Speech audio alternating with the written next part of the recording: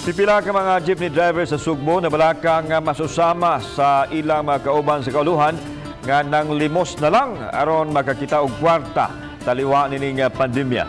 Panawagan nila nga pabayahi una og pagbalik kay apektado na kaayo ang ilang pamilya. Ang report ni Nico Serino.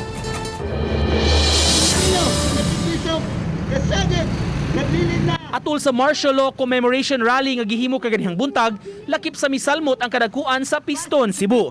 Nagunang isyu nga gipadangat sa kagamhanan nga unta katugta na sila nga makabiyahe. Sukad miigo ang pandemya ni atong Marso, wa na makabiyahe ang mga traditional jeepneys. Apan sa Setyembre 3 nga order sa LTFRB 7, gitugta na nga makapamasahero pagbalik ang mga traditional jeepneys sa Region 7 gumikan sa nagkataas nga demand sa public transport.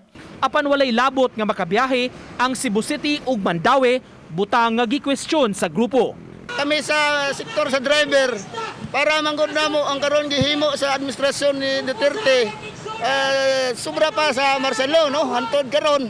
Daghan na pamilya ang gigutom sa mga driver. Panawagan nila, dunggon sa gobyerno ang ilang hangyo nga makapamasada na. Labi na sa mga local government o sa government side kung unsay may tabo sa atong mga jeep, no, unsay may tabo sa atong mga gagmay nga operator. O unsay maasan ni siya mapahiluna sa karon nga panahon. Si Ronilo Gahator, jeepney driver ug opisyal sa grupo na panglantawan nga kun magpadayon gyud nga di makabiyahe, muhimo siya og susama sa gihimo sa mga driver sa kauluhan nga manglimos na lang.